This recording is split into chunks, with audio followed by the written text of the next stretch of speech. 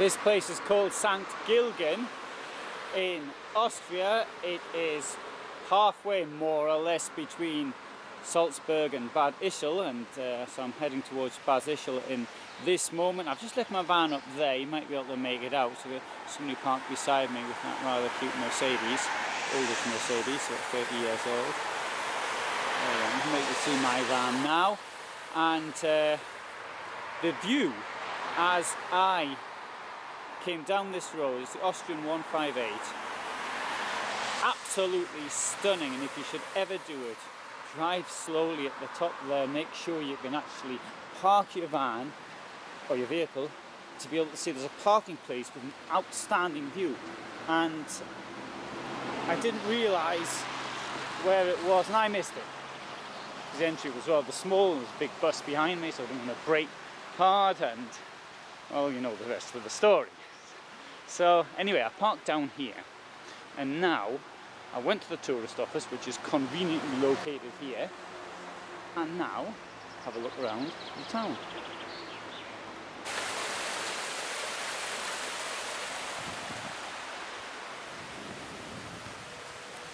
Today is the 5th of May 2017, and the weather this year has been the worst I can recall. The past 4 weeks it has been wet snow and quite a lot of rain, and let's see what the weather's like today.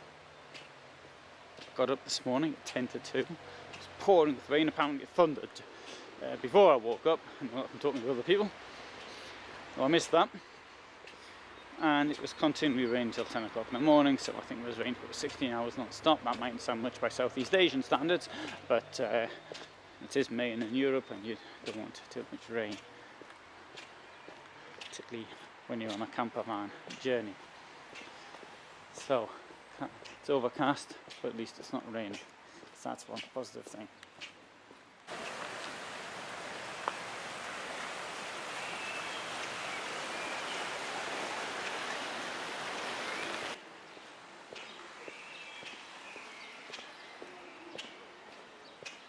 Sankt Gilgen is on the Wolfgangsee. It's one of these lakes that was discovered in the 19th century, and discovered for tourist purposes.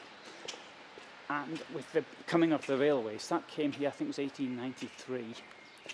And once there was a railway from Vienna, wealthy people started to come here because apparently there's a microclimate, or at least that's what they said.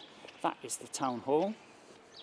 And there in front of it is somebody playing the violin. So there's 3 famous people connected with this town that I'm going to talk about. Well, I'll talk about the first one now. It was Mozart. He never came here, he never expressed any desire to come here as far as I know, but his grandfather, maternal grandfather, and his mother lived here. And so that's his connection with the town. And in 2005, when it was the 250th anniversary of Mozart's birth, the town attempted to, for tourist purposes, say it was the town of Mozart or something of that nature.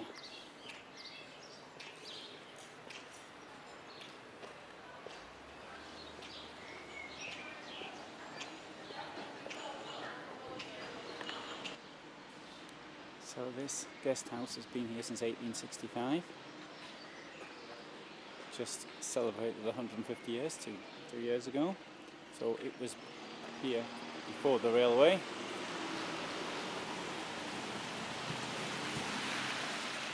Hotel Radziecki.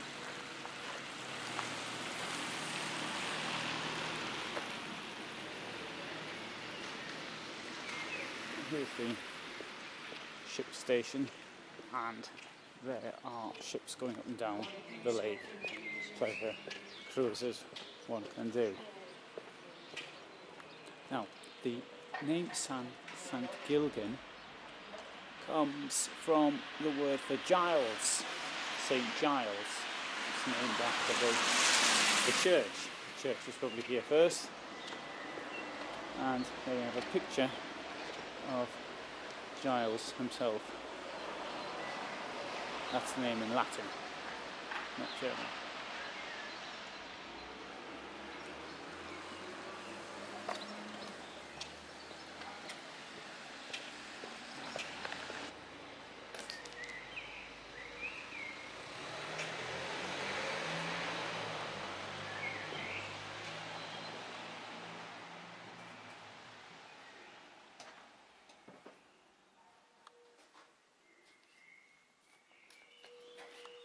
Mozart's parents were married in this church in 1712.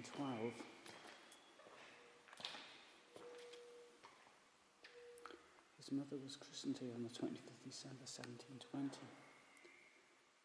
and the original font is still here. Although I don't know which one it is, of course.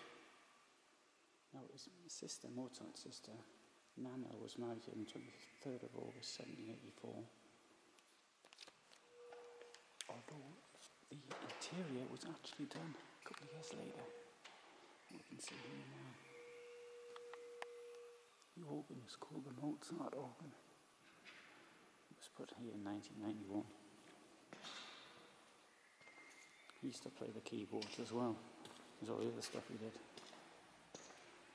I went to the Mozart Museum. I was touring in Salzburg, so I went to his birth house this morning. I'm not really into music, but there were some of the things to do with his daily life I found interesting, such as how he travelled.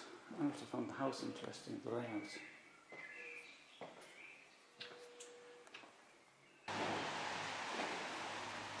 Now, have a look at the War Memorial.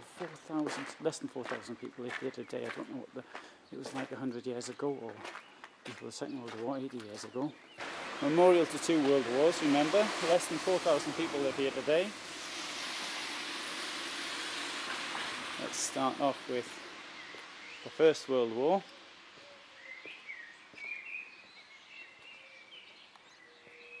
See all these names. They are pro patria. They died for their country. Did they? The country broke up immediately afterwards. Now, with Austrian graves, you often see the huge amount of death at the very beginning. In fact, I think it's largely fair to say that the Austro-Hungarian army was wiped out, the professional army, by 1914. So by the time the Italians came into the war in 1915, the Austrians had been severely weakened. Defeats in the east to the Russians and to the south to the Serbs.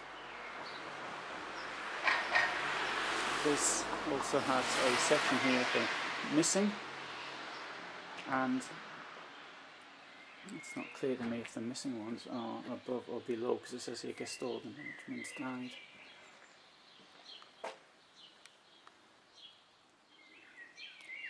But with some of the missing, they died as well, so they must have either turned up, injured somewhere, didn't know who they were. You can't really tell. No documents on them, something of this nature. But anyway, 2 of them there did turn up, and they died 1921, 1922. Let's have a look at the Second World War. 1939, so Austria's been occupied 18 months earlier. There's the Nazi invasion of Poland, and what appears now to be 2 names up there. 1940, the one name, 41, 42, 43, but as always, it's 1944 and 1945 where the most names can be found. These are the worst defeats for the Wehrmacht as far as human losses were concerned. There's a lady I was talking to 3 nights ago. I don't know why she's even brought this subject up, but it was near the campsite I was staying at, and we started talking about a house, and I started talking to her about the house, and then she mentioned her father. So the house being your family for generations, and she's talked about her father who was killed at Stalingrad. She thought he died on the 4th of February 1943. If he did die on the 4th of February, and plenty of people did, it was after the surrender, but I don't see how she would have known the date. I think she made a mistake on the date. But she certainly knew a little bit about the battle, because she knew about the different positions, and she had a good idea where her father had been stationed. I wish I'd asked her if she had any photographs, but I wasn't thinking properly at the time. I didn't like to go back and knock on the door and ask her.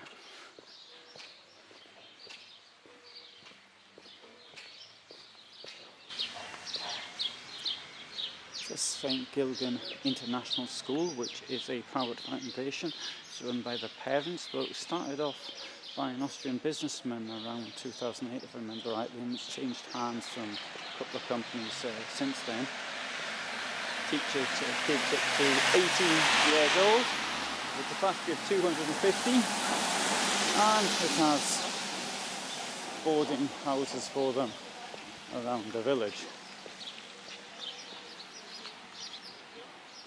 So previously it's been the summer home of Marie von Edna Essenbach, who died in 1916.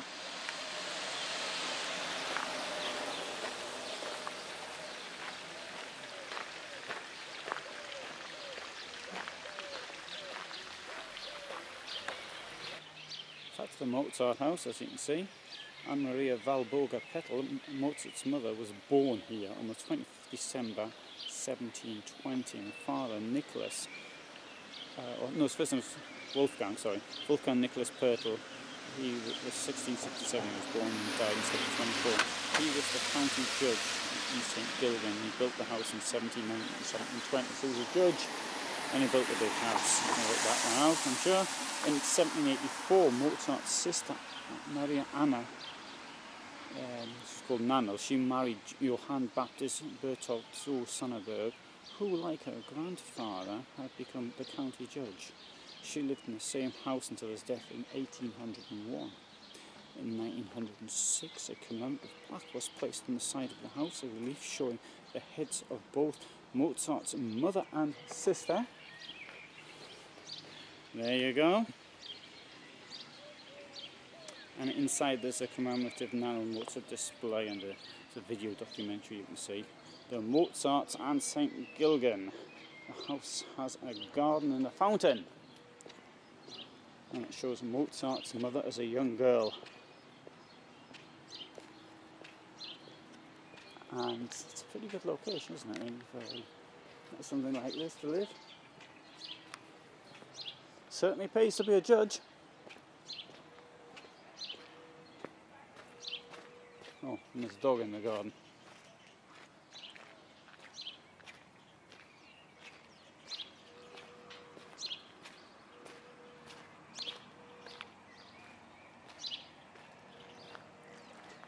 How about that for a view?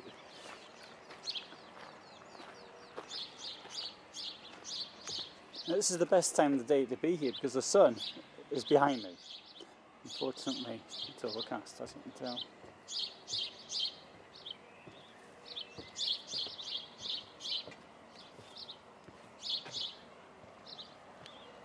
Well, as I was coming in, I had this wonderful view, and it must have been that mountain there, but the shape of it, it doesn't have the same effect here, but this U shape, it was the perfect version of a glacial valley. It's the sort of thing you draw at school. It just looked like one. It doesn't quite have the same effect.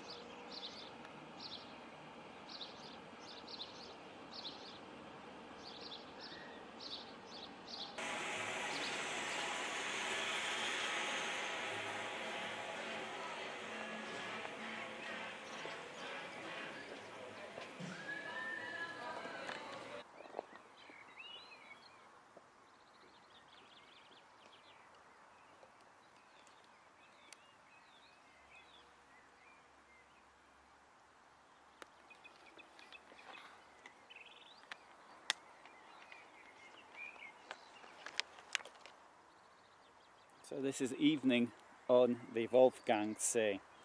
So I'll say a few words about the lake, which is about 10.5 kilometers long, and it's divided in two parts by a peninsula, which is called the Enge, and that's what you can see in front right now. So it's roughly in the middle, and it's about 13 square kilometers in total, and it's got these mountains around it called Salzkammergut. And so on the northern side we've got the Schafbergbahn, and it's 1,762 I think metres high. On the southern side, look at this sheer cliff face, and there's a cable car up there, although we can't actually see it from this angle, and the cable cars the little gondolas, as the word doesn't seem to have crept into English, a gondola being a cable car, and it only takes 4 people. So it's, rather than being crammed in, you sort of got a more of a personal experience. And that takes it to 1,521 meters, I believe. Now, famous people from here, there's a couple I do want to mention, and well, the first one I've mentioned is Mozart's mother and family. Indeed, that's several of them. We have somebody who's quite well known. Helmut Kohl comes here for his summer holidays, and he has been doing so for many years. Indeed, in 1998 there was a German filmmaker, Christoph something or other, who suggested that 4 million unemployed in Germany all come down to here, bathe in the lake, and try to find Helmut and tell him what they think about unemployment. Anyway, that was his idea. And the final person I want to mention is a 19th century surgeon. But first, I'm going to find his statue, and then I'm going to have a few words about him.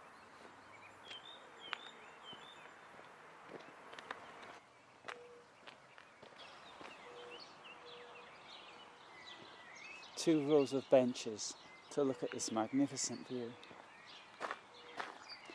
I think this must be what van life is all about.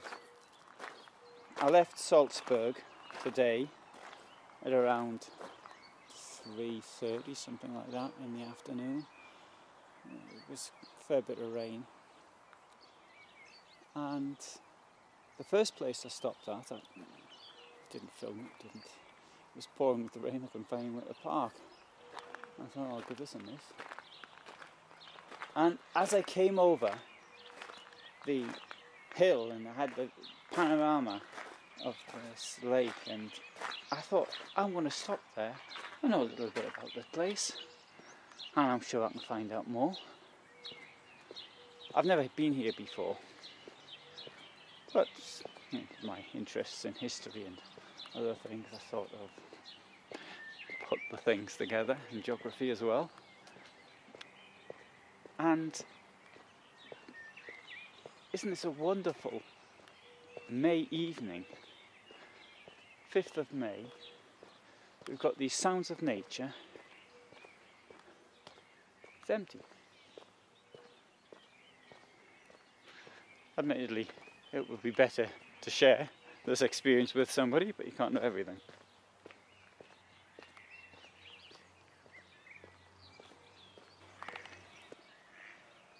I said there was someone else I wanted to talk about, and it's this gentleman here, Theodor Billerod. He was somebody who was born on the Baltic Sea of Prussia. He studied medicine at university. He failed the first year. He was more interested in music. He was born 1829. What I think is special about him is the way he innovated in medicine. He was a surgeon during the Franco-Prussian War.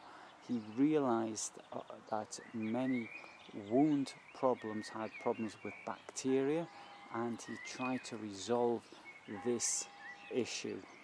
He also pioneered research in various cancer tumour removal surgery procedures. He also was noted for his musical abilities, although he had a couple of patrons, I think, as well for the music. Now, the reason his monument stands here is because in 1884 he had a villa built here. He was quite well known. He was then in Vienna when he was pioneering his medicine, despite being a Prussian, or by then a German. And his villa is somewhere around here. He, like many others, believed that there's something special about the quality of the air around here, and that's why he came here. The Emperor, Franz Joseph, he also used to come to this area. He came to the Bad Ischl, which is about, what, 25 kilometers or so from here. On the subject of the Emperor, one of the steamers which plies the lake bears his name. It may seem rather odd, but the steamer was built around 1874 and it's still in service. And it still carries the name of the Emperor who was then halfway through his reign.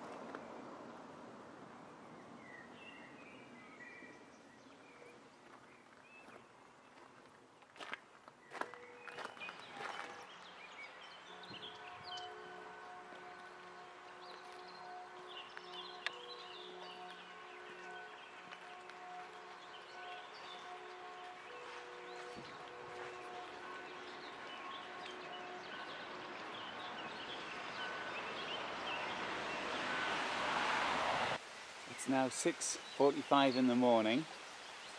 I don't know if this is going to come out, but there's a lot of steam coming off this gate. I wouldn't have thought it was that quick. There seems to have been a frost overnight. A light one, not a heavy one. You can see the dew on the grass. Oh, and it seems to be a little bit white down there. Just a little bit. Oh, fantastic view, no?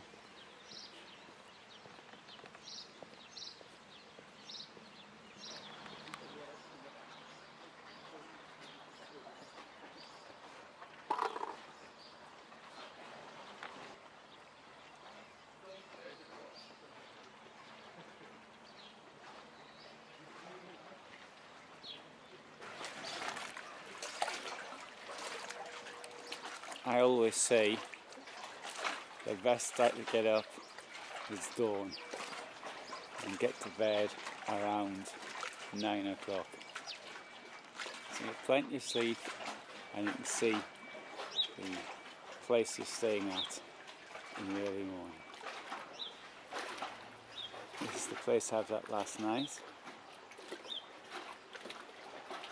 So that's now in a southeast-east direction.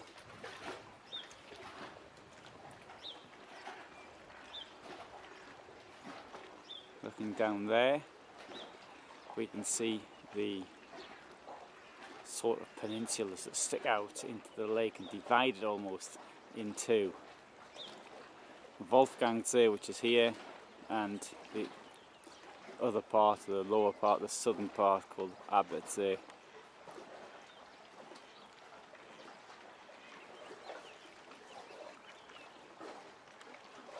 The rays of the sun are becoming quite warm. And there's still a bit of a nip in the air.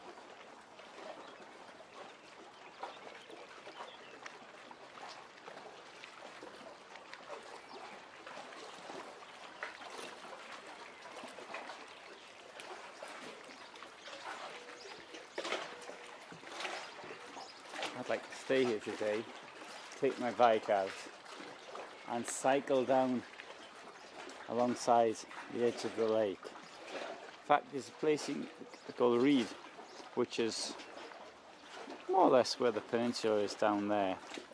Thing is, you can't continue along this bank. You can't do a circle because there's no road down there. You just have to go back. Of course, there's also the boat to take, so one could put the bike on the boat and bring it round. A number of people said to me how wonderful it was here, and I absolutely agree. Today's plan is I want to put the Bad Ischl, the place where Kaiser Franz Joseph used to go for his summer holidays. In fact, that's where it was when World War I started. In fact, if we'd been in Vienna, the whole thing might have been avoided. Maybe not, maybe we're just assuming too much there. So I've got the Bad Ischl, and I'm supposed to be in Gmunden today as well.